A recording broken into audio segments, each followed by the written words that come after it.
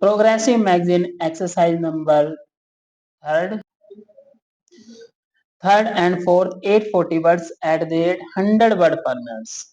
Be ready? Start. Your address has referred to the economic resolution of the AICC session and what you call the bewildering changes taking place in rapid succession. I think changes can seem to be bewildering only to those who wish to remain where they are. Those who wish to go ahead see the changes as part of the changes which are coming about in the entire world. And while you may complain that changes are taking place too fast, let me tell you that there are many in the country who feel that the changes are not taking place fast enough. I do not dispute. In fact, I have said so many times that the private sector has made a substantial contribution in bringing about rapid industrialization, in broadening and diversifying the industrial base of our economy. But business and industry should be the first to acknowledge that this process of development had itself brought in its wake certain tensions and new problems, and unless these are effectively tackled, further development will be harmed.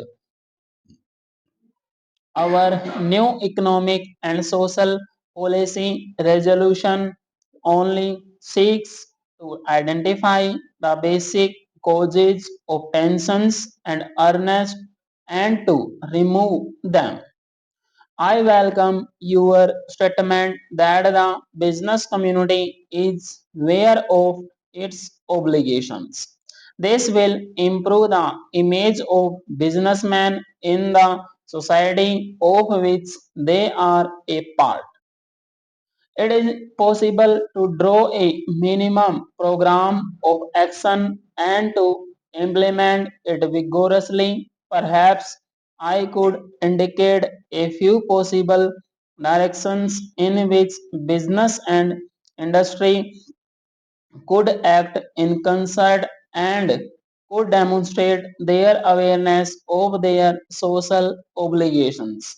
One of the most serious problems facing us is the adulteration of food and drugs. It is a widespread evil which cannot be put down by government action alone. Enlightened sections of the business community could mount a campaign against this evil, which not only deprives the consumer of the value of his money but in many cases possess a positive health hazards. Nothing damages the public image of the business community in India so much as this unethical practice. Another social evil is rather a complex of social evils. It is what is termed as luxurious consumption. This is undesirable by itself because it dissipates the savings of the community into unproductive channels. It is both the cause and the effect of other anti-social practices such as tax evasion and tax avoidance.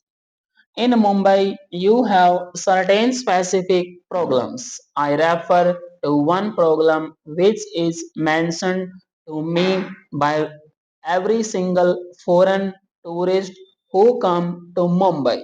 This is the entrepreneurs, the city Now, this is something which I have mentioned to the Chief Minister on every drive into the city and at practically every public forum where I have spoken.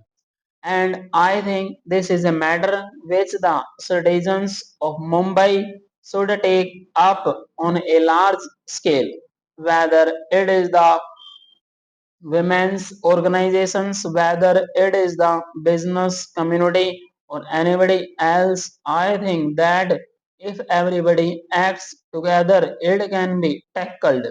It is not a very large area, and I do not think that finances alone stand in the way. It is not only the image of Mumbai which is suffering, but Mumbai being one of the important gateways to India, it is the image of India which suffers thereby. You have, Mr. President, mentioned in your address the present policy of the government, which is to encourage new entrepreneurship and talent. But what have businessmen done to identify and promote such talent of which there is no dearth in the country? The bigger business and industrial establishments by trying to foreclose profitable lines of business and something by seeking to produce everything under the same roof or in allied establishments succeed in keeping out new talent from entering the business field.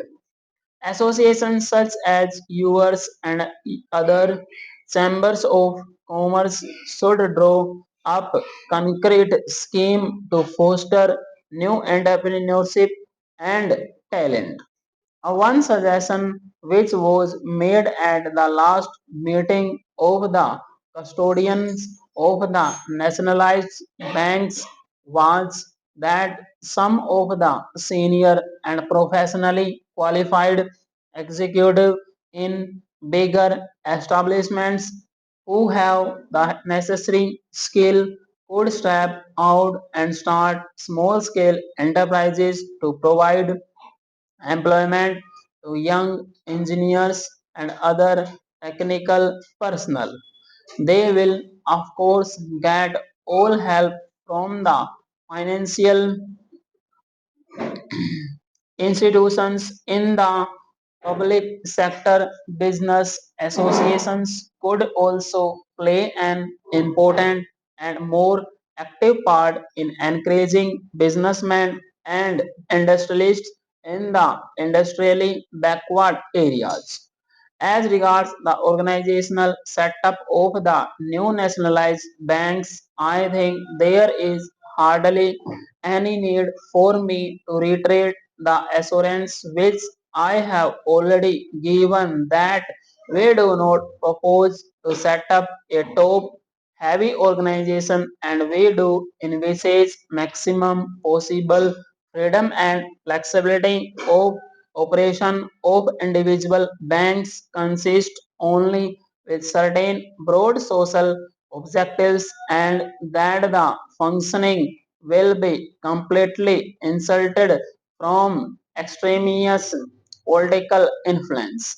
But we do envisage that the bank should function as an active instrument for the furtherance of the economic and social objectives. Stop.